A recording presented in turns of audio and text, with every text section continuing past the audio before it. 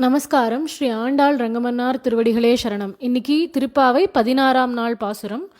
நாயகனாய் நின்ற நந்தகோபனுடைய கோயில் காப்பானே, கொடித்தோன்றும் தோரண வாயில் காப்பானே, மணிக்கதவம் தாழ்த்திரவாய், ஆயர் சிறுமியரோமுக்கு அரைபறை மாயன் மணிவண்ணன் நென்னலே வாய் நேர்ந்தான், தூயோமாய் வந்தோம் துயிலெழப் பாடுவான், வாயால் முன்னம் மாற்றாதே அம்மா, நீ நேச நிலைக்கதவம் நீக்கேலோர் எம்பாவாய்.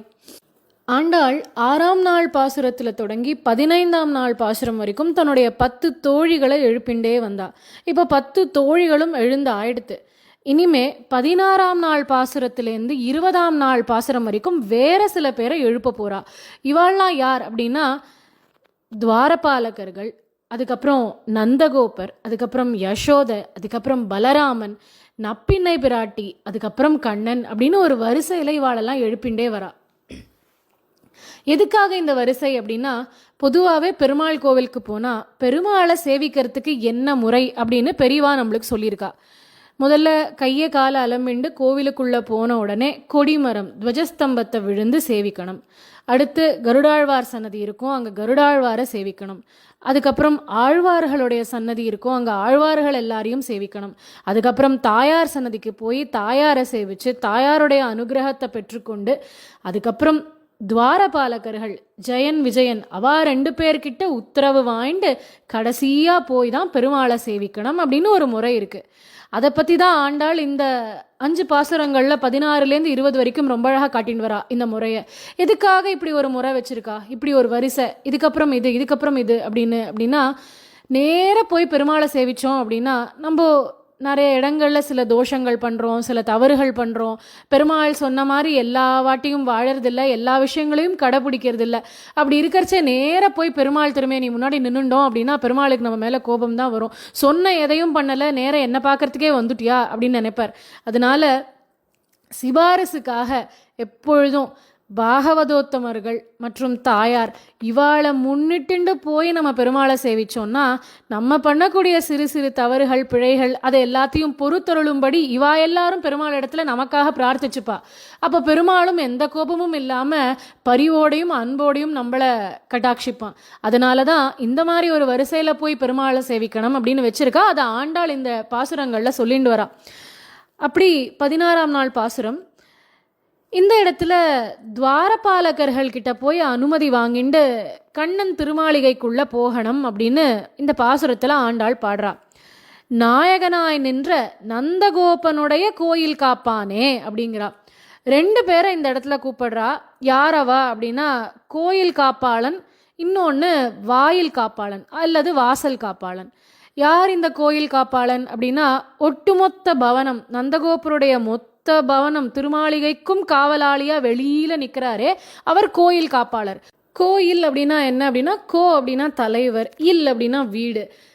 தலைவருடைய வீட்டுக்கு காவலாளி. யார் தலைவர்? நந்தகோபர் தான் மொத்த ஆயர்பாடிக்குமே தலைவர். அப்போ ஏற்பட்ட நந்தகோபருடைய பவனத்துக்கு காவலாளியா இருக்கிறதுனால கோயில் காப்பாளன் அப்படின்னு கூப்பிடுறா. ஒரு அர்த்தம்.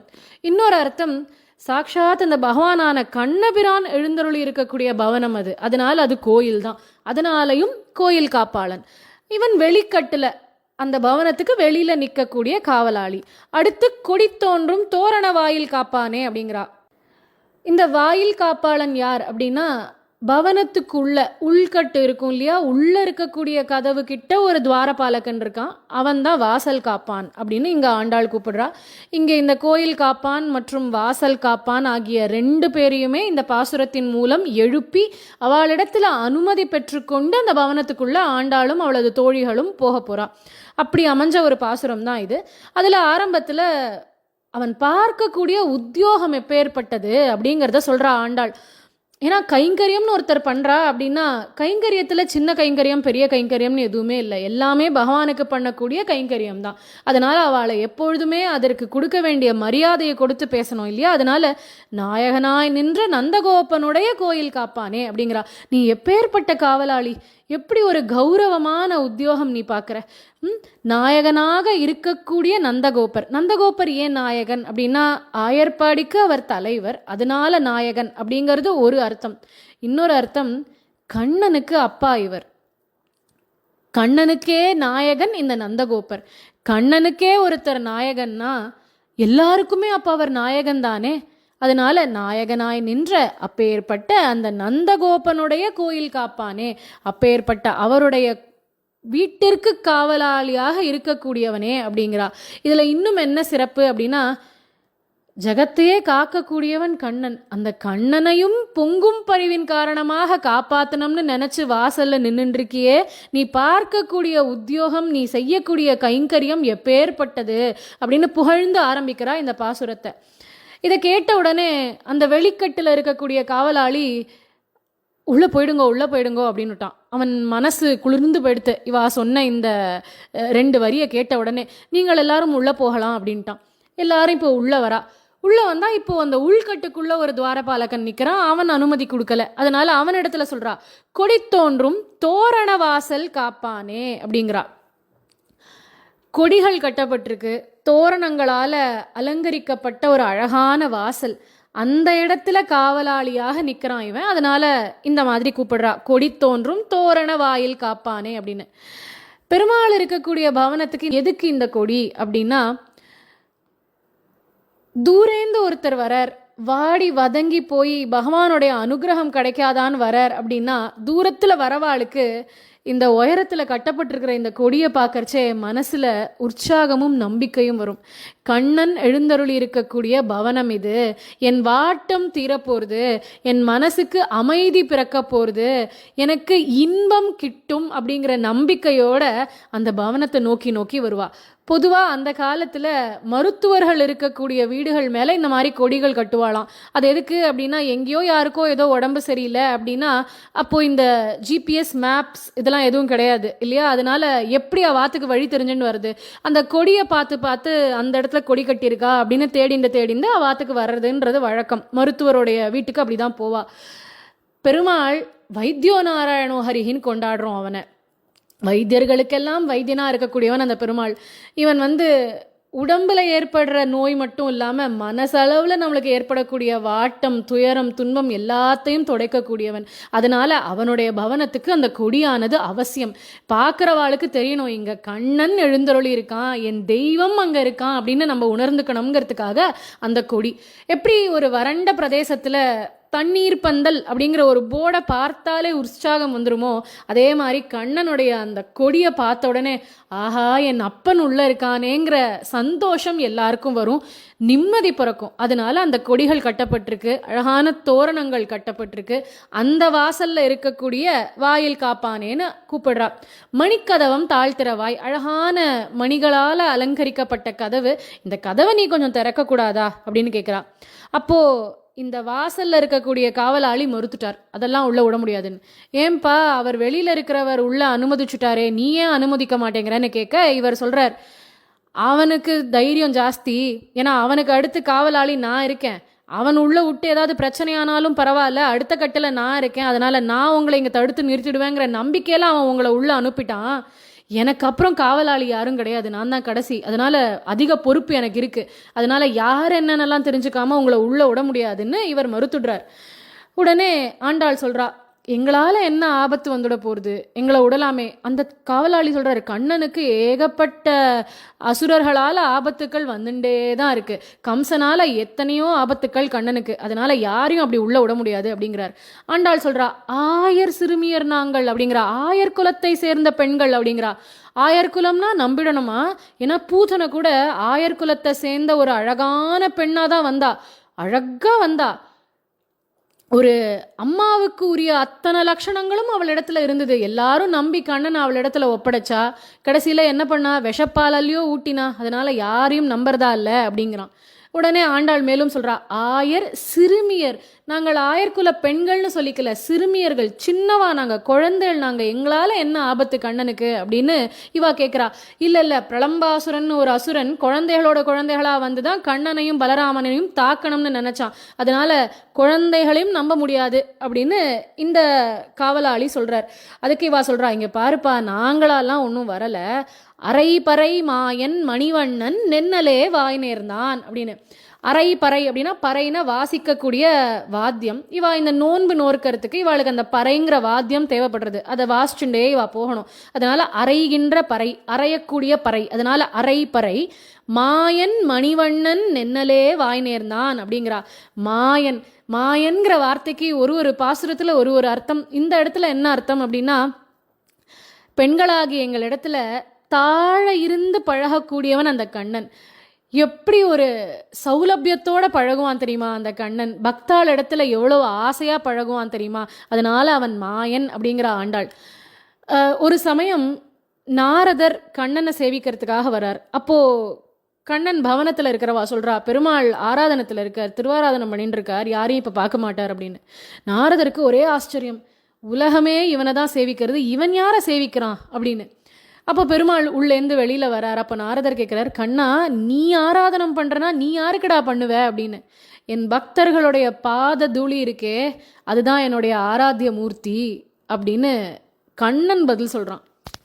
அவ்வளவு சௌலபியத்தோட பழகக்கூடியவன் அந்த கண்ணன். அதனால மாயன் மணிவண்ணன், இந்திர நீல கல்ல போல ஜுவலிக்கக்கூடியவன் அந்த கண்ணன். அந்த மணிவண்ணன் நென்னலே வாய் நேர்ந்தான். நென்னலே அப்படின்னா நேத்திக்கே அப்படின்னு அர்த்தம். வாய் நேர்ந்தான்னா நேத்திக்கே கண்ணன் சொல்லிட்டான், பறைய நீங்களே வந்து என்னிடத்துலேருந்து பெற்றுக்கொள்ளுங்கள்னு அவன் சொல்லி தான் நாங்கள் வந்திருக்கோம் அப்படிங்கிறா. தூயோமாய் வந்தோம், தூய எண்ணங்கள் கொண்டவர்களாக வந்திருக்கோம், அவனை மட்டுமே வேண்டி பெற வேண்டும்னு வந்திருக்கோம், கண்ணன் தான் எங்களுடைய ஒரே குறிக்கோள், அதனால தூயோமாய் வந்தோம், துயிலெழப்பாடுவான் அப்படிங்கிறா. அப்போ உடனே காவலாளி கேட்குறாரு, என்னது துயில் எழப்பாடுவானா, அப்போ கண்ணனை எழுப்ப போறேளா நீங்கோ அப்படின்னு. இல்லப்பா, துயில் எழுப்ப பாடுவோம்னு சொல்லலை, துயில் எழப்பாடுவான்னு சொல்கிறோம். அதுக்கு என்ன அர்த்தம் அப்படின்னா, கண்ணனா எழுந்துப்பான் இல்லையா, அவன் கண் மலர்ந்து எழுந்துக்கிற சமயத்தில் அவனுக்கு திருப்பள்ளி எழுச்சி சுப்பிரபாதம் பாடி அவன் விழித்தெழுகின்ற அழக ரசிக்கணும்னு இங்கே வந்திருக்கோம் அப்படிங்கிறா. வாயால் முன்னம் மாற்றாதே அம்மா அப்படிங்கிறா. இங்கே பாருப்பா, நாங்கள் பெருமாளை சேவிக்கணும்னு வந்திருக்கோம், வாயால் முன்னம் மாற்றாதே அம்மா அப்படிங்கிறா. அதாவது என்னன்னா, உன் வாயால் எடுத்தெடுப்பில் முதலையே போகக்கூடாது, உள்ளே போய் பெருமாள் சேவிக்கக்கூடாது அப்படின்னு சொல்லாத. மாற்றாதே அம்மானா மறுத்து பேசாதே. அம்மா அப்படின்னா தலைவனேன்னு அர்த்தம். கைங்கரியப்பரர்களுக்கு கொடுக்க வேண்டிய மரியாதையை கொடுத்து தான் ஆகணும். அதனால் ஆண்டாள் இந்த இடத்துல சொல்கிறா, தலைவனே, அதனால் நீ மறுத்து சொல்லாத, முதலையே போகக்கூடாதுன்னு சொல்லாத அப்படிங்கிறா. இப்படி சொன்னா உனக்கே தெரியும் இல்லையா, ஜெய விஜயாளுக்கு என்ன நடந்தது. சனகாதி முனிவர்கள் போனா அவளை ஜெய விஜயர்கள் உள்ள அனுமதிக்கலை. கடைசியில் சாபமாக ஆகி 3 ஜென்மா பூமியில் அவதாரம் பண்ணி பெருமாள் கையாலேயே சாப விமோச்சனமும் ஆகணும்னு அவளுக்கு விதிக்கப்பட்டது. அந்த மாதிரி எதுவும் ஆகணுமா உனக்கு, அந்த சாபம் எல்லாம் உனக்கு ஞாபகம் இல்லையா, அதனால எங்களை உள்ள விடக்கூடாதான்னு இவ கேட்க, இப்போ இவர் பயந்துட்டார். இவ என்னப்பா சாபம் அப்படி இப்படின்லாம் பேசுறா, அதனால நீங்களே உள்ள போயிடுங்கோ எல்லாரும் அப்படின்னு சொல்றார் இந்த காவலாளி. அதுக்கு ஆண்டாள் சொல்றா, நீ நேச நிலை கதவம் நீ கேளோர் எம்பாவாய் அப்படின்னு. அவாவா யார் யார் எதை பண்ணணுமோ அவா பண்ணாதான் அழகு. இந்த கைங்கரியம் உனக்கானதுன்னு பகவான் உனக்கு கொடுத்துருக்கார், அதை நீ பண்ற, அதனால அதை நாங்கள் மதிக்கிறோம், அதுக்கான மரியாதையை நாங்கள் கொடுப்போம், அதனால நீயா திறந்து விட்டாதான் நாங்கள் உள்ள போவோம் அப்படிங்கிறா. நேச நிலை கதவம் நீ கேளோர் எம்பாவாய். அந்த கதவுக்கு கூட கண்ணன் கிட்டக்க அத்தனை நேசம் உண்டு. ஆயர்பாடியை பொறுத்த வரைக்கும் புல் பூண்டு செடி கொடி மரம் மண் இறைகள் மலைன்னு எல்லாத்துக்குமே கண்ணன் இடத்துல அவ்வளவு ஆசை. அதனால அப்பேற்பட்ட கண்ணனை காப்பாத்தனம்னு தானே அந்த கதவு கூட அங்கே நிலைச்சு நிற்கிறது. அதனால நேச நிலை கதவம், அந்த கதவை நீ கொஞ்சம் நீக்கணும்னா திறந்து விடணும் அப்படிங்கிறா. நேச நிலை கதவம் நீக்கேலோர் எம்பாவாய்னு ஆண்டாள் பாட, இந்த காவலாளியும் கதவை திறந்து விடுறார். இப்போ ஆண்டாளும் அவளது தோழிகளும் உள்ள போறா. போய் அடுத்து யார் யாரை எழுப்ப போறா அப்படிங்கிறத நாளைய தினம் பாசுரத்துல அனுபவிப்போம். இந்த பாசுரத்தை பூர்த்தி பண்றச்சே ஆண்டாள், வாயால் முன்னம் மாற்றாதே அம்மா நீ நேய நிலை கதவம் நீக்கு அப்படிங்கிறா. நேய நிலை கதவம்னு சொல்லலாம், நேச நிலை கதவம்னு சொல்லலாம், ரெண்டுமே ஒரே பொருள் தான். இப்படி அந்த வாயிற் காப்பாளன் இடத்துல சொல்றா, எங்களை உள்ள அனுமதிக்கணும், எடுத்த எடுப்பிலே உள்ள போகக்கூடாதுன்னெல்லாம் சொல்லாத, எங்களை உள்ள அனுமதி அப்படிங்கிறா. ஆயர் சிறுமியரோ முக்கு, நாங்களோ ஆயர் குலத்தை சேர்ந்த சிறுமியர்கள் அப்படிங்கிறா. அதே மாதிரி தான் ஒரு இடைய ஜாதியை சேர்ந்த ஒருத்தர், அவருக்கும் கோவிலுக்குள்ளே போகிறதுக்கு அனுமதி கிடைக்கல. இதே மாதிரி தன்னையும் கோவிலுக்குள்ளே அனுமதிக்க மாட்டாளான்னு எங்கினார். கடைசியில் பெருமாளே அவருக்காக அனுகிரகம் பண்ணினான். அந்த ஒரு பாகவதருடைய சரித்திரத்தை இன்றைய தினம் அனுபவிப்போம். அவருடைய பெயர் கனகதாசர். வாழ்க்கையில் நம்ம யாரை ப்ளீஸ் பண்ணுறதுக்காக வாழணும் அப்படின்னு ஒரு கேள்வி இருக்குது இல்லையா? யாரை திருப்திப்படுத்துறதுக்கு வாழணும் அப்படின்னு நிஜத்தில் பார்த்தா யாரையுமே திருப்திப்படுத்துறதுக்கு நம்மளால் முடியாது. ஏதாவது ஒரு இடத்துல எல்லாருக்கும் நம்மக்கிட்ட ஒரு அதிருப்தி இருந்துகிட்டே தான் இருக்கும். எல்லாரையும் ப்ளீஸ் பண்ணுறதுங்கிறது நடக்காத காரியம். ஆனால் வாழற வாழ்க்கை எப்படி வாழணும்னு இந்த மகான்கள் எல்லாம் சொல்கிறா. கண்ணன் திருவுள்ளம் உகக்கும்படி வாழ்வது தான் சிறந்த வாழ்க்கை அப்படின்னு இந்த மகான்கள் எல்லாரும் சொல்கிறா. இந்த காலத்தில் நம்மளை கூட எல்லாரும் சொல்கிறது உண்டு இல்லையா? Don't be a people pleaser அப்படின்பா. அதாவது எல்லாரையும் திருப்திப்படுத்தணும்னு வாழாதீங்க ஒன்று. Yes, you shouldn't be a people pleaser. அதுக்கு பதிலாக எப்படி இருக்கலாம் அப்படின்னா பெருமாள் ப்ளீசராக இருக்கலாம். பெருமாள் ப்ளீசராக இருக்கிறது ஒன்று தான் இந்த வாழ்க்கையை நல்லபடியாக வாழ்ந்து கரை ஏறுவதற்கான ஒரே உபாயம். அவனை மட்டும் திருப்திப்பட வைக்கணுங்கிறது தான் நம்மளோட ஒரே குறிக்கோளாக இருக்கணும். அவனுக்கு சந்தோஷத்தை கொடுக்கும்படி நம்ம வாழ்ந்தாலே நம்ம சரியான பாதையை நோக்கி தான் பயணிப்போம்ங்கிறது நிதர்சனமான உண்மையாயிடுறது. அதனால கனகதாசர் அப்படிங்கிற இந்த மகான் யார் அப்படின்னா, கர்நாடக தேசத்தில் பக்தி விருத்தி அடைஞ்சுட்டே வந்துட்டு இருந்தது. அங்கே உடுப்பி க்ஷேத்திரத்தில் கண்ணன் குழந்தையா சின்ன கண்ணனாக கையில் மத்தோட எழுந்தருளியிருக்கான். அந்த உடுப்பி க்ஷேத்திரத்தில் பல பக்தர்கள் வாழ்ந்து வந்த காலம் அது.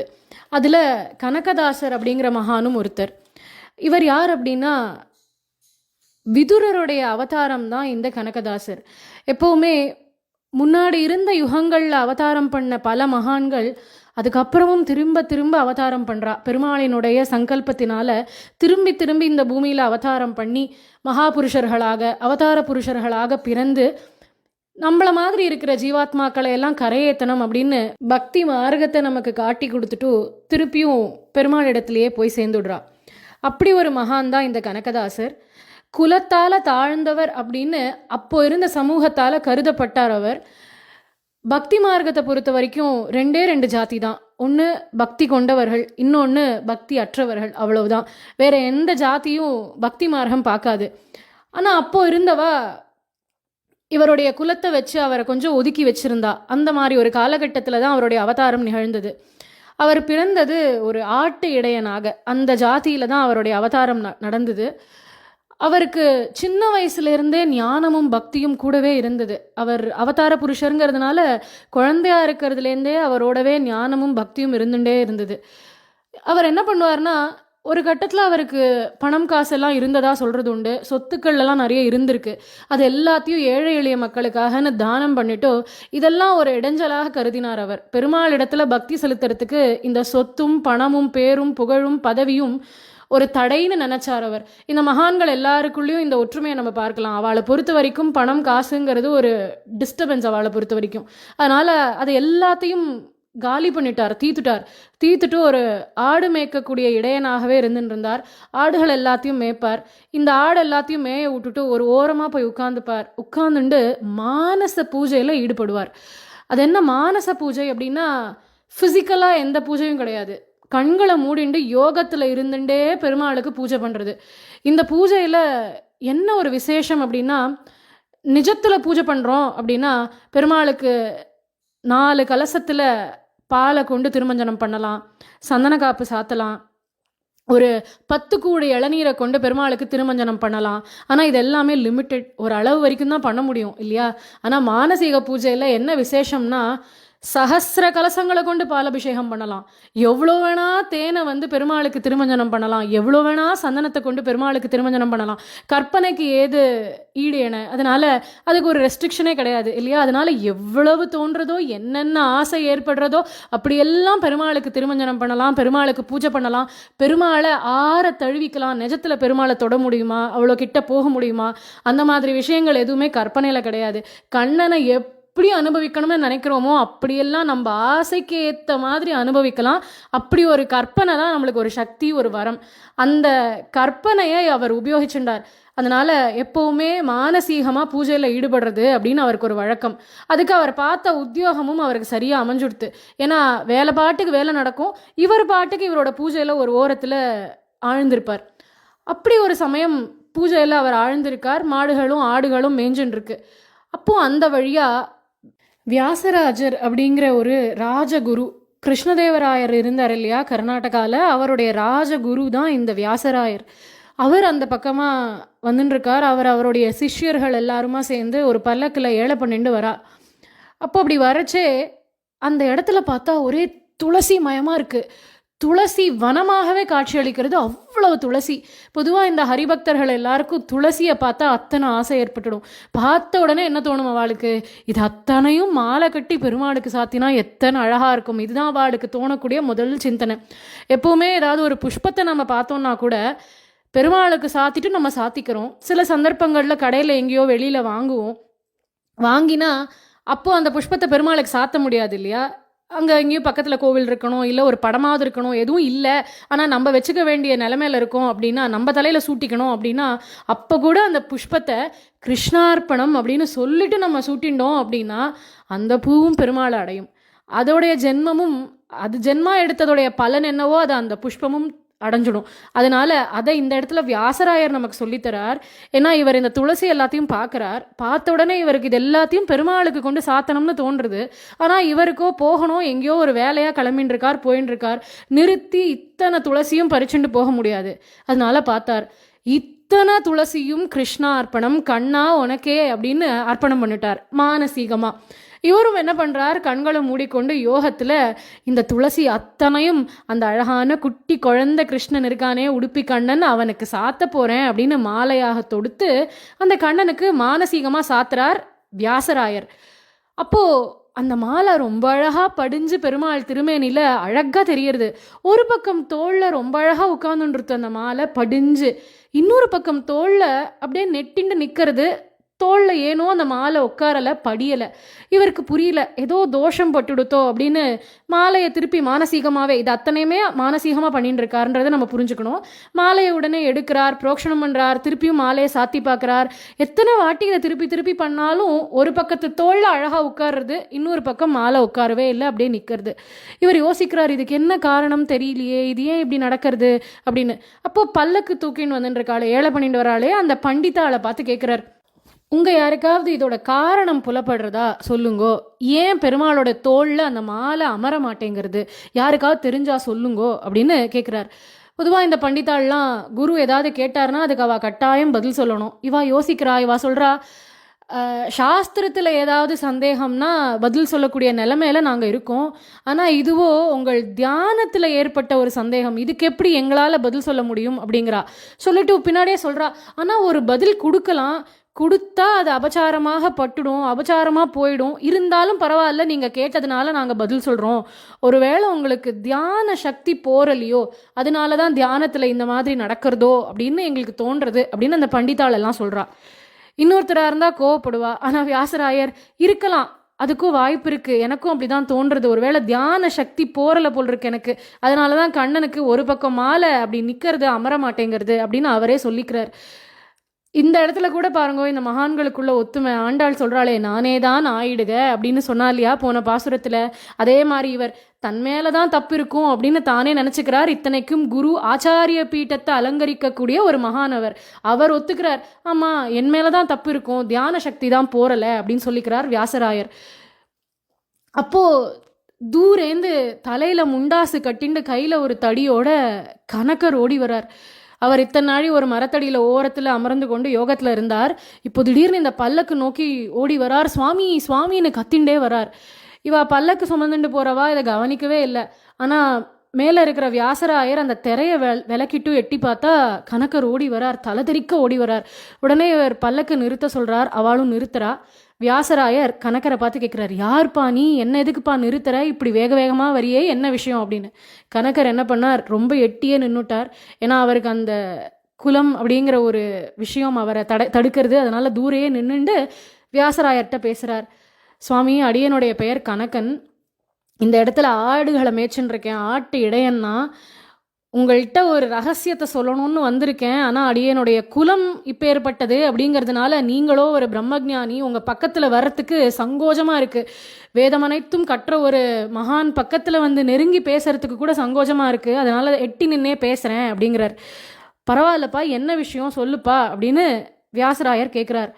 அதுக்கு கனகர் சொல்கிறார், நீங்கள் சாத்தின அந்த துளசி மாலை ஒரு பக்கம் அழகா பெருமாளுடைய தோள்ல உட்கார்ந்துன்றது, இன்னொரு பக்கம் உட்காரல. காரணம், பெருமாளுடைய கரத்துல மத்து இருக்கு.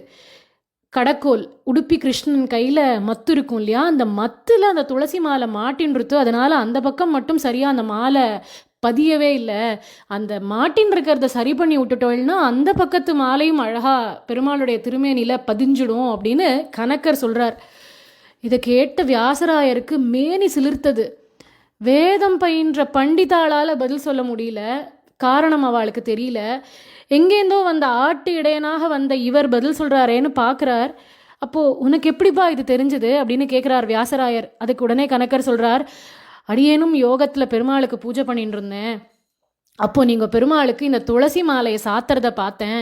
அப்போது அந்த மத்தில் அது மாட்டின்றதையும் பார்த்தேன். அதனால நீங்களே சரி பண்ணணுங்கிறதுக்காக உங்களிடத்துலையே வந்து சொல்கிறேன். நீங்கள் பெருமாளுக்கு துளசி மாலை சாத்தின்னு இருக்கிறச்சே தான் அடியேனும் பெருமாளுடைய திருவடியில் துளசியை சமர்ப்பித்து பூஜை பண்ணிட்டு இருந்தேன். அப்போ தான் இதை கவனித்தேன். அதனால தான் உங்களிடத்துல வந்து சொன்னேன் அப்படின்னாராம். அப்போவே வியாசராயருக்கு தெரிஞ்சு போயிடுத்து இவர் ஒரு மகா ஞானி, ஒரு அவதார புருஷன் அப்படிங்கிறது. இந்த இடத்துல ஒரு கேள்வி வரலாம். அவர் யோகத்தில் அவர் பூஜை பண்ணார், இவர் யோகத்தில் இவர் பூஜை பண்ணார். அவருக்கு தனியாக பெருமாளுடைய சாட்சாத்காரம் ஆகியிருக்கும், இவருக்கு தனியாக பெருமாளுடைய சாட்சாத்காரம் ஏற்பட்டிருக்கலாம். அது எப்படி ரெண்டு பேருடைய அனுபவமும் இன்னொருத்தருக்கு தெரிகிற மாதிரி நடக்கலாம்? கனகதாசருடைய அனுபவம் தனி, வியாசராயருடைய அனுபவம் தனி. அவர் ஒரு மானசீக பூஜை, இவர் ஒரு மானசீக பூஜை. ஆனால் கனகதாசருக்கு எப்படி வியாசராயருடைய மாலை அங்கே மாட்டின்றது அப்படின்றது தெரிஞ்சுது அப்படின்னு ஒரு கேள்வி வரலாம். இந்த இடத்துல இவாள்லாம் வெவ்வேறு மகான்களாக இருக்கலாம், ஆனால் அவள் எல்லாருடைய ஹிருதயமும் ஏக ஹிருதயம். அந்த ஹிருதயத்தில் ஓடுறது ஒரே ஒரு விஷயம்தான். அவளுடைய லட்சியமும் ஒன்றே ஒன்று தான், குறிக்கோள் கண்ணன், அவ்வளோதான். அதனால் எல்லா மகான்களும் ஏக ஹிருதயமாக இருக்கிறதுனால தான் இவா என்ன நினைக்கிறாங்கிறது அவளுக்கு தெரியறது. ஒன்றும் இல்லை, அல்பமான லௌகீக வாழ்க்கையிலேயே நம்ம ஏதோ ஒரு விஷயம் நினச்சிட்டு இருக்கிறச்சேவே எதிர இருக்கிறவா அதை வார்த்தையாக சொல்லுவா. அப்போ என்ன சொல்லுவோம், நான் சொல்லணும்னு நினச்சேன், நீ அதை சொல்லிட்டியே அப்படின்னு கேட்போம் இல்லையா? நமக்கே அந்த மாதிரி நடக்கிறச்சே இவாள்லாம் மகான்கள், அவளுக்கு இந்த மாதிரி நடக்கிறதுல எந்த ஒரு ஆச்சரியமும் இல்லை இல்லையா? அப்படி இவர் என்ன நினைச்சாரோ, இவர் என்ன அனுபவத்தை பார்த்தாரோ அதே அனுபவத்தை கனகதாசரும் பார்த்தார் அப்படின்னா, அதையே அவரும் அனுபவிச்சார் அப்படின்னா, அந்த மகான்களுக்குள்ள இருக்கக்கூடிய ஒற்றுமையும் அவளுடைய லட்சியம் என்ன அப்படிங்கிறதும் இதுலேருந்து நம்மளுக்கு காண கிடைக்கிறது. வியாசராயர் சொல்றார், அப்பா நீ ஒரு ஆட்டிடையன்லாம் இல்லை, பிறக்கும் போதே ஞானி பாணி, நீயே எட்ட நின்று பேசணும், என்கிட்ட வந்து பேசு அப்படின்னு அழைச்சிக்கிறார். மேலும் அவர் சொல்றார், நீ ஒரு மகா புருஷன், அதனால என் கூடவே வந்துரு அப்படின்னு அழைச்சின் வந்து அவருடைய உபாசன மூர்த்தி அந்த பெருமாளுக்கே சன்னதியில கைங்கரியம் பண்ணுற பாக்கியத்தை கனகதாசருக்கு கொடுத்தார் வியாசராயர். அது என்ன கைங்கரியம் அப்படின்னா, பெருமாள் சன்னதியில் இருந்துட்டு நகரி அப்படிங்கிற வாத்தியத்தை வாசிக்கக்கூடிய கைங்கரியத்தை கனகதாசருக்கு கொடுத்தார். இது மட்டும் இல்லை, தினமும் வியாசராயர் பெருமாளுடைய பூஜை முடித்த உடனே முதல் தீர்த்தத்தை கனகருக்கு தானே தன் கையால் கொடுப்பாராம். அதை பார்த்து அங்கே இருந்த பண்டிதாளுக்கெல்லாம் இது பிடிக்கல. இது என்ன ரொம்ப ஜாஸ்தியாக இருக்கே, ஏதோ நம்மளுக்கு பதில் சொல்ல தெரியல, ஒரு ஆட்டிடையன் பதில் சொல்லிட்டான், அதுக்காக கூட்டின்னு வந்து நகரி வாத்தியம் வாசிக்கிற கைங்கரியத்தை கொடுக்குறார், அடுத்து முதல் தீர்த்தத்தையும் அவனுக்கே கொடுக்குறார், இதெல்லாம் ரொம்ப ஜாஸ்தியாக போயின்னு இருக்கே அப்படின்னு அவளுக்கெல்லாம் இதெல்லாம் பிடிக்கல, ஒரு பொறாமை ஏற்படுறது. இதெல்லாம் வியாசராயருக்கு தெரியறது. ஒரு சமயம் வியாசராயர் முடிவு பண்ணார், இவா எல்லாருக்கும் கனகதாசரை பற்றி புரிய வைக்கணும் அப்படின்னு யோசிச்சார். அப்படி இருக்கிறச்சே ஒரு சமயம் ஒரு ஏகாதசி அன்னைக்கு இவா எல்லாரும் நிர்ஜலமாக உபவாசம் இருக்கிறதுங்கிறது வழக்கம். நிர்ஜலமாக உபவாசம் இருக்கிறது தான் ரொம்ப சிறந்த வகையில் உபவாசம் இருக்கிறதாக அர்த்தம்.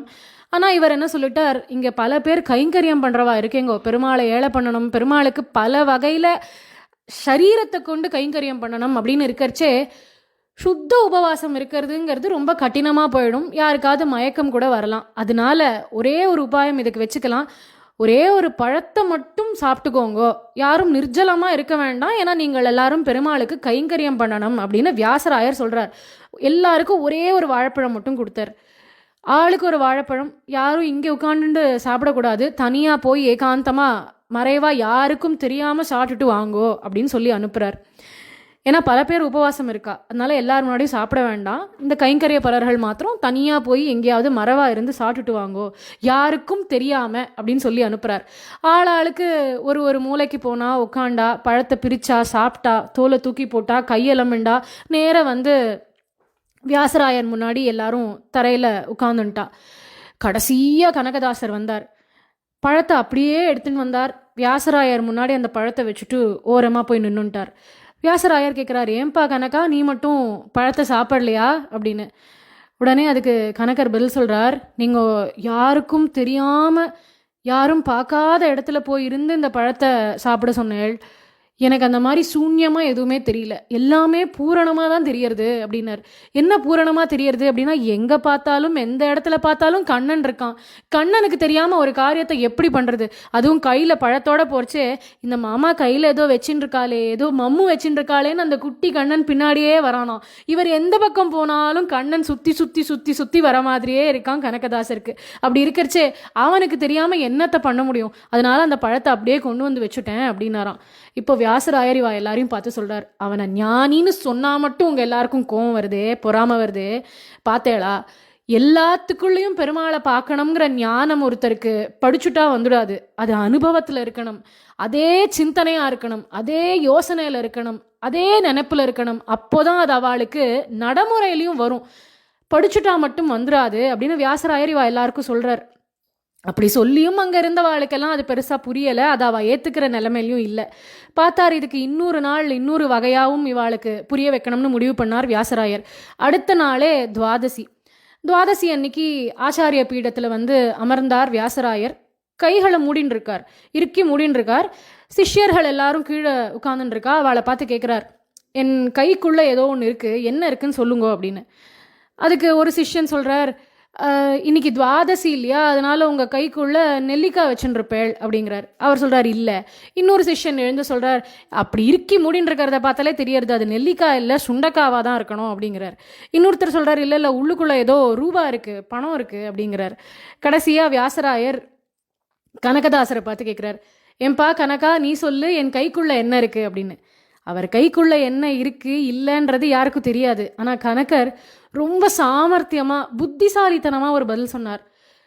குருவினுடைய கைக்குள்ள வாசுதேவன் இருக்கான் அப்படின்னார். இப்போ இதை யாராலையாவது மறுப்பு சொல்ல முடியுமா? மறுத்து சொல்லிட்டா குருவோட கைக்குள்ள பகவான் இல்லைன்ற மாதிரி ஆயிடும். பெருமாள் எல்லாத்துலேயும் இருக்கான் அப்படின்றச்சே குருவோட கைக்குள்ள பெருமாள் இருக்க மாட்டானா? அதனால மறுப்பே சொல்ல முடியாதபடி ஒரு பதில் கொடுத்தார் கனகதாசர். அது ஒன்று, அவருடைய சாமர்த்தியத்தையும் புத்தி கூர்மையும் காட்டுறதுங்கிறது ஒன்று. இதுக்கு இன்னொரு உள்ள அர்த்தம் என்ன அப்படின்னா, குருவின் கரத்துல தான் பகவான் இருக்கான். அந்த குரு தான் பகவானை நம்மிடத்துல கொடுத்து நம்மளையும் பகவானையும் சேர்த்து வைக்கிறவர். அதனால கட்டாயம் குருவோடைய கரத்துக்குள்ள பெருமாள் இருக்கான்றது உண்மை. அதையும் புரிய வைக்கிறதுக்காக இப்படி ஒரு பதில் சொன்னார். இங்கேயும் நம்ம மகான்களுக்குள்ள இருக்கக்கூடிய ஒற்றுமையை பார்க்கலாம்.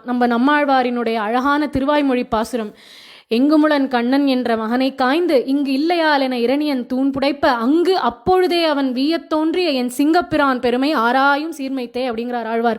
எல்லா இடத்துலையும் கண்ணன் இருக்கான்னு குழந்தை பிரகலாதன் சொன்னான். இரண்யன் தூணை உடைச்சான், உள்ளேந்து பெருமாள் வந்தார். அப்படி இருக்க இப்போ வியாசராயர் கையில் வாசுதேவன் இருக்கான் அப்படின்னு கனகதாசர் சொல்லிட்டார். வியாசராயர் தன்னுடைய கையை இப்போ திறக்கிறார். திறந்தா அவருடைய கைக்குள்ள வாசுதேவ சாலக்கிராமம் இருந்தது. அப்போ வியாசராயர் எல்லாரையும் பார்த்து கேட்குறார், இப்போ புரியறதா இவனுடைய மகிமை என்னன்னு? இன்னுமா நீங்கள் குலத்தை பார்த்து ஒருத்தரை வந்து ஒதுக்க போறீங்கோ அப்படின்னு தன் சிஷ்யர்களை பார்த்து கேட்குறார். இப்படி வியாசராயர் தன் சிஷ்யனுக்காக பல வகையில் பல இடங்களில் பல பேர்கிட்ட பேசிகிட்டே வரார். அவருடைய மகத்துவம் எல்லாருக்கும் புரியணும் அப்படின்னு முயற்சி பண்ணார். ஒரு காலகட்டத்தில் பெருமாளை சேவிக்கிறதுக்கு கோவிலுக்குள்ள இன்னார் வரலாம் இன்னார் வரக்கூடாதுன்ற ஒரு கட்டுப்பாடு இருந்தது. பல மகான்கள் போராடி அந்த கட்டுப்பாடை தகர்த்தெறிந்தா. அதில் முக்கியமாக நம்ம நினைக்க வேண்டியது நம்மளுடைய ஸ்ரீபாஷ்யக்காரரான சுவாமி ராமானுஜர். மேல்கோட்டை திருநாராயணபுரத்தில் இருந்த செல்வப்பிள்ளை அப்படிங்கிற அந்த பெருமாளினுடைய விக்கிரகமானது டெல்லி சுல்தானுடைய அரண்மனையில் அவளால் கவர்ந்து செல்லப்பட்டது. ராமானுஜர் போய் அந்த பெருமாளை அங்கேருந்து மீட்டு கொண்டு திருப்பியும் திருநாராயணபுரத்தில் வந்து பிரதிஷ்டை பண்ண போகிறார். அப்போ இவ வந்துருக்கா. ராமானுஜரும் ராமானுஜருடைய சிஷ்யர்களும் செல்வப்பிள்ளை விக்கிரகத்தை எழ பண்ணிட்டு வரா. அந்த பெருமாள் திருமேனியில் விலையுயர்ந்த ஆபரணங்கள் நிறைய இருந்தது. அப்போது அந்த காட்டு வழியாக வந்துட்டுருக்கிறச்சே ஒரு கொள்ள கூட்டம் பெருமாள் கிட்ட இருக்கக்கூடிய நகைகள் எல்லாத்தையும் பறிச்சுண்டு போகணும்னு வரா. அப்போது அந்த காட்டு பகுதியில் இருந்த சில பறையர்கள், பறை வாசிக்கிறவா, அந்த குலத்தை சேர்ந்தவா, வந்து சண்டை போட்டு இந்த கொள்ளையர்களை அடித்து விரட்டிட்டு ராமானுஜருக்கும் அவருடைய சிஷ்யருக்கும் இந்த செல்வப்பிள்ளை பெருமாளுக்கும் பாதுகாப்பாக துணையாக திருநாராயணபுரம் கோவில் வரைக்கும் வந்தா. அப்போ சுவாமி ராமானுஜர் இவா மேலே இருந்த மரியாதையிலையும் அன்பிலையும் அவளுக்கு ஒரு உயர்ந்த நாமத்தை கொடுத்தார். அது என்ன அப்படின்னா, அன்னிலேருந்து அவளுக்கு திருக்குலத்தோர் அப்படிங்கிற ஒரு நாமம் ஏற்பட்டது. அதை வழங்கினது சுவாமி ராமானுஜர். அவளுக்கு பெருமாளை சேவிக்கக்கூடிய வாய்ப்பையும் ராமானுஜர் அந்த கோவிலில் ஏற்படுத்தி கொடுத்தார். இப்படி பல மகான்கள் பல புரட்சிகள் பண்ணியிருக்கா. இந்த மாதிரி ஜாதி அப்படின்னு பேதம் பார்த்து மனுஷால பிரிக்கக்கூடாது, பக்தி எப்படி இருக்குங்கிறத பார்க்கணும் அப்படின்னு. ராமானுஜருடைய சரித்திரத்திலேயே இன்னொரு விஷயமும் நடந்திருக்கு. ஒரு முறை சுவாமி ராமானுஜர் திருமலைக்கு யாத்திரையா போறார், பெருமாள் சேவிக்கணும் அப்படின்னு. அப்போது அவரும் அவர் சிஷ்யர்களும் போகிறா. எங்கேயோ வழி மாறி எடுத்து வழி தெரியல அவளுக்கு. அப்போது அங்கே பக்கத்தில் வயலில் ஏற்றம் இறைச்சின்னு இருக்கார் ஒரு விவசாயி. அந்த விவசாய இடத்துல போய் சுவாமி ராமானுஜர் கேட்குறார், ஏன்பா திருமலைக்கு போகிறதுக்கு வழி எப்படி அப்படின்னு. அதுக்கு உடனே அந்த விவசாயி சொன்னாராம், தோ இந்த வடக்கே போனீங்கன்னா திருமலை வந்துடும் அப்படின்னாராம். உடனே ராமானுஜர் அங்கேயே விழுந்து அந்த விவசாயியை சேவிச்சார். கூட இருந்த சிஷ்யாலாம் கேட்டாலும், என்ன சுவாமி அவரை சேவிக்கிறேளே அப்படின்னு. சுவாமி ராமானுஜர் சொல்கிறார், வைகுண்டத்துக்கு வழி காட்டுறவாள அமானவ புருஷன் அப்படின்னு சொல்லுவா. திருமலை அப்படிங்கிறது கலியுகத்துக்கு வைகுண்டம் போன்றது. கலியுக வைகுண்டம்னாலே அது திருமலை தான். அதனால் அந்த திருமலைக்கு இவர் வழிகாட்டியிருக்காரே, அப்போ இவர் ஒரு அமானவ புருஷன் அப்படின்னு சொல்லி சுவாமி ராமானுஜர் அவரை விழுந்து சேவிச்சார். இப்படியாக இந்த மகான்கள் எல்லாரும் ஜாதிக்கு அப்பாற்பட்டவர்களாக தான் இருந்திருக்கா. அப்படி இருக்க ஒரு சமயம் உடுப்பி க்ஷேத்திரம் கனகதாசருக்கு உள்ளே போகிறதுக்கு அனுமதி கிடையாது. அவர் எப்பவுமே வெளியில் பெருமாள் சன்னதி வாசலை நின்றுண்டு தான் பெருமாளை நினச்சி ஆடுவார். கோவில் வாசலில் நின்றுருக்கார், கையில் வீணை காலில் சலங்கு கட்டின்னு இருக்கார், பெருமாள் மேலே அழகழகான கீர்த்தனங்கள் பாடுறார். இவருக்கு இஷ்ட தெய்வம் யார் அப்படின்னா, வேலூர் கர்நாடகாவில் ஆதிகேசவ பெருமாள், அவர் தான் இவருடைய இஷ்ட தெய்வம். அதனால் இவருடைய கீர்த்தனங்கள் எல்லாத்துலேயும் ஆதிகேசவ அப்படின்னு முத்திரை வரும். முத்திரைனா என்னென்னா, ஒரு மகானும் அவள் எழுதக்கூடிய கீர்த்தனங்களில் இது இன்னாருடைய கீர்த்தனம்னு நம்மளுக்கு தெரியறதுக்காக அந்த இடத்துல ஒரு முத்திரையை பயன்படுத்துறது அப்படிங்கிறது வழக்கம். தியாகராஜ சுவாமி கிருதிகளில் தியாகராஜ அப்படின்னு வரும். முத்துசுவாமி தீட்சிதருடைய கிருதிகள் பார்த்தோன்னா குருகுஹ அப்படின்னு வரும். மீரா பஜன் எல்லாம் பார்த்தோம் அப்படின்னா கிரிதாரி, கிரிதரு, தாசமீரா இதெல்லாம் மீரா பஜனில் வரும். இந்த மாதிரி அவளுக்குன்னு ஒரு முத்திரை இருக்குது. புரந்தரதாசருக்கு புரந்தர விட்டல அப்படின்னு வரும். அவருடைய இஷ்ட தெய்வம் பாண்டுரங்கன் விட்டலன், அதனால் புரந்தர விட்டல அப்படின்னு புரந்தரதாசருடைய முத்திரை. அந்த மாதிரி கனகதாசருடைய இதில் ஆதிகேசவன் வரும். அந்த மாதிரி அவருடைய கீர்த்தனங்கள் எல்லாத்தையும் பெருமாள் கோவில் வாசலில் நின்று பாடின்னு இருக்கார். அவரை பொறுத்த வரைக்கும் என்னென்னா, நான் தானடா கண்ணா கோவிலுக்குள்ளே வரக்கூடாது, என் பாட்டு உள்ளே வரலாமே, என் பாட்டு உன் காதுகளுக்கு எட்டுமே, என் கண்ணன் காதில் அந்த பாட்டு போய் விழுமே, எனக்கு அது போகிறோம், நான் உள்ளே போகாட்டி என்ன, என் பாட்டு உள்ளே போகிறதே அது போகிறோம் அப்படின்னு வாசலில் நின்றுண்டு பாடின்னு இருக்கார். தன்னை மறந்து பாடுறார், ஆடுறார். அப்போது அந்த சமயத்தில் அங்கே சில பிராமணா வரா. அவள் எல்லாரும் ஸ்நானம் பண்ணிட்டு மடியா அங்கே வரா. பெருமாளுக்கு உள்ளே போய் அவள் இனிமேல் பூஜை பண்ணணும். அவள் வந்துட்டு இவர் வழியில் ஆடின்னு இருக்கார். இவர் சுற்றி சுற்றி ஆடுறார். அவ்வளோ ஒரு ஆனந்தத்தில் ஆடின்னு இருக்கார் தன்னை மறந்து. அப்போ இவள் எல்லாரும் கூப்பிடுறா, ஏன்பா கனக்கா தள்ளு தள்ளு வழி விடு நகரு அப்படிங்கிறா. அவளுக்கு பயம், இவர் சுற்றி சுற்றி ஆடி எங்கேயாவது வந்து மேலே இடிச்சுட போகிறார், மடியாக வந்திருக்கோமே அப்படின்னு. இவா சொல்கிறா, அவர் காதுகளில் அது விழலை. இவாளை அவமதிக்கணுங்கிற எண்ணம் அவருக்கு கிடையாது. அவர் நிஜமாவே தன்னை மறந்து பெருமாளை நினச்சி பாடின்னு இருக்கிறதுனால அவர் காதுகளில் இவாளுடைய வார்த்தைகள் விடலை. அதனால் அவர் ஆடின்னு இருக்கார். அப்போ இவாளுக்கு ரொம்ப கோபம் வந்துடுறது. வந்து சொல்கிறா, என்ன யாரை ஏமாத்துற, எதுக்கு இந்த வேஷம் போடுற, உன் பாட்டில் பெருமாள் பிரசன்னம் ஆகிட போகிறானா, உன் பாட்டில் பெருமாள் திருப்தி ஆகிடுவானா, அதுக்குன்னு அந்தந்த ஆட்கள்னு இருக்கா இல்லையா, யார் வேணால் என்ன வேணால் பண்ணலாமா, என்ன குலம் என்ன கோத்திரம் அப்படிங்கிறா. இப்படி சுடு சொல்லா வீசுறா. அப்போதான் கனகர் கண்களை திறந்து பார்க்குறார். என்ன நடந்ததுன்னு அவருக்கு புரியுறது. உடனே நினச்சிக்கிறார், அபச்சாரப்பட்டுட்டோமே. அவள்லாம் வேதம் ஓதக்கூடிய பண்டிதா, உள்ளே போய் பெருமாளை தொட்டு பூஜை பண்ணக்கூடியவா, பெருமாளுக்கு கைங்கரியம் பண்ணக்கூடியவா, தெரிஞ்சோ தெரியாமலோ அவ இடத்துல நம்ம அபச்சாரப்பட்டுட்டோமேன்னு ரொம்ப வருத்தப்படுறார். உடனே அங்கேருந்து சட்டுன்னு விலகி பெருமாள் கோவிலுக்கு பின்புறம் போயிடுறார். அந்த பின்னாடி செவுத்துல போய் முட்டிண்டு அழறார் கண்ணன்ட்ட. கண்ணா, என்ன ஜென்மம்டா என்னுடைய ஜென்மம், உன்னை நினச்சி பாடணும்னு தானடா ஆசைப்பட்டேன், வேற என்ன ஆசைப்பட்டேன், கோவிலுக்குள்ளே வரணும்னு கூட ஆசை இல்லை, பாடணும், என் பாட்டு உன் காதுக்கு எட்டணும்னு நினச்சேன், என்னை பாடக்கூட கூடாதுன்னு சொல்லிட்டா பத்தியா அப்படின்னு அழறார். அவருக்கு வருத்தம் வந்து தன்னை அவமானப்படுத்திட்டான்றது இல்லை, அந்த பாட்டை அவமானப்படுத்திட்டாளே அப்படின்றது தான் அவருடைய வருத்தம். ரொம்ப உருகி உருகி பாடுறார் பெருமாள் இடத்துல. கிருஷ்ணா, ஒரு நதி வேணா கோணலாக போகலாம், ஆனால் அந்த ஜலம் கோணல் ஆகாதே. ஒரு பூ வேணா கோணலாக பூத்திருக்கலாம், ஆனால் அதோடைய சுகந்தம் கோணலாக இருக்காதே, அந்த வாசனை கோணலாக இருக்காதே. அது மாதிரி ஒரு பழம் வேணா கோணலாக இருக்கலாம், அதோடைய ருச்சி கோணலாக ஆகாதே இல்லையா? அது மாதிரி நான் வேணா கோணலாக இருக்கலாங்கன்னா, உன் நாமம் என் நாக்கில் அமரக்கூடிய உன்னுடைய நாமம் கோணல் இல்லையேடா, அதை ஏண்டா பாடக்கூடாதுன்னு தடுத்துட்டா அப்படின்னு அழறார், கதறார் அவர். அதை கேட்டு அந்த குழந்தை கண்ணன் உடுப்பி கிருஷ்ணன் தன் கையில் இருக்கிற மத்தால் அந்த பின் செவுத்தை இடிச்சு ஓட்ட போட்டான். அந்த ஓட்ட வழியா அந்த குழந்தை கண்ணன் கூப்பிடுறது கனகதாசரை பார்த்து, கனகா கனகா அப்படின்னு கூப்பிட்டானா அந்த சுட்டி கிருஷ்ணன். அப்போது அதை கேட்ட கனகதாசருக்கு அப்படியே மேனி சிலுக்கிறது. உள்ளே பார்த்தா அந்த லட்டு கோபாலனா பிரசன்னமான திருமுகத்தோட அழகாக தெரிகிறான் கண்ணன். ஷாமள வர்ணனா, 2 வயசு குழந்தையா, நல்லா கட்டையாக கையும் காலும், அவன் அம்மா ஊட்டின வெண்ணையின் பையனா அழகாக ஒரு குட்டி தொப்பையோட, இடுப்பில் ஒரு கிங்கிணியோட, ஒரு கௌபீனம் கூட இல்லாமல் ஒரு திகம்பர நாட்டம் நிற்கிறான் நான் கண்ணன். காலில் தண்டை கொலுசு, கழுத்தில் அழகான ஹாரம், தலையில் ஒரு சாயக்கொண்டை. அந்த சாயக்கொண்டையை சுற்றி அவள் அம்மா யசோதை பார்த்து தன் குழந்தைக்கு முத்து மாலைகள் எல்லாத்தையும் அந்த கொண்டையில் சுற்றிருக்கா. அந்த முத்து மாலைகள் எல்லாம் அசையிறது, காதுகளில் அழகான மகர குண்டலம் பிரகாசிக்க, முத்து போன்ற அந்த அழகான பற்களை காட்டிண்டு அந்த குழந்தை கண்ணன் சிரிக்கிறான். அலைகின்ற கருவண்டு போன்ற அவனுடைய திருக்கண்கள், கையில் மத்து. அப்படி அந்த பாலகோபாலனா அந்த கண்ணன் கனகதாசரை பார்த்து கனகா அப்படின்னு கூப்பிடுறான். அவருக்கு அப்படியே மேனி சிலுக்கிறது, அழறார், பாடுறார். சந்தோஷத்தில் என்ன பண்ணுறதுன்னு தெரியல கனகதாசருக்கு. இது ஒரு புறம் நடந்துட்டுருக்கு. இன்னொரு புறம் வேதகோஷம் முழங்க இந்த அந்தணர்கள் எல்லாரும் வந்து பெருமாளினுடைய அந்த வாசல் கதவை அப்படி திறந்து பார்த்தா பெருமாள் இன்னொரு பக்கம் திரும்பி நின்றுருக்கான் கிருஷ்ணன். இவனுக்கு பாகவதாள்கிட்ட அபச்சாரப்பட்டவாளை பார்க்க கூட பிடிக்கலையாம். அதனால கனகதாசர்கிட்ட அபச்சாரப்பட்டா இல்லையா, இவாளை பார்க்க கூட பிடிக்கல அப்படின்னு பெருமாள் அப்படி திரும்பி நின்றுருக்கான். கனகதாசரை பார்த்தபடியா நின்றுருக்கான் இந்த கண்ணன். இந்த கண்ணன் தான் சுதாமா தன்னை தேடி வந்த பொழுது அவருக்கு பாத பூஜை பண்ணி அந்த ஜலத்தை தன் தலையில புரோக்ஷணம் பண்ணிண்டான். ருக்மிணி பிராட்டியை விட்டு அவருக்கு வெண்சாமரம் விசிற சொன்னான்.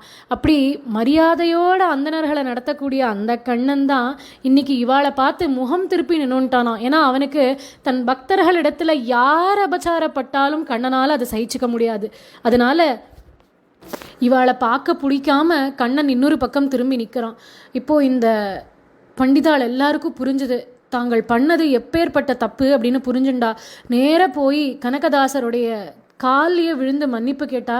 கனகா, நீ பாகவதன் தான், உன் பக்தி தான் சத்தியமானது, நாங்கள் கர்வத்தில் ஏதோ தப்பாக நடந்துட்டோம் அப்படின்னு மன்னிப்பு கேட்டா. அன்று முதல் கனகதாசர் வாசல் வழியாக தான் எல்லாரும் தன்னை தரிசனம் பண்ணணும் அப்படிங்கிறது கண்ணனுடைய நியமனம். அதனால் அதுக்கு கனகனகிண்டி அப்படின்னு பேர் அந்த துவாரத்துக்கு. அது ஒரு சாதாரண துவாரம் இல்லை, பக்தி துவாரம். இன்றளவும் பெருமாள் அந்த துவாரத்தின் வழியாக தன்னை சேவிங்கிறதுனால என்ன சொல்ல வரான் அப்படின்னா, பக்திங்கிற துவாரம் வழியாக தான் என்னை உணர முடியும், என்னை சேவிக்க முடியும் அப்படிங்கிறத கண்ணன் அந்த இடத்துல உணர்த்துறான். எப்படி கனகதாசருக்கு இருந்த மாதிரியான பக்தியை கண்ணன் நமக்கும் வாரி வாரி வாரி வாரி வழங்கணும்னு பிரார்த்திச்சுண்டு இன்றைய தினம் பாசுரத்தை நாமும் பூர்த்தி பண்ணுவோம். நாளைய தினம் நாளைய பாசுரத்தை அனுபவிக்கலாம். ராதே கிருஷ்ணா.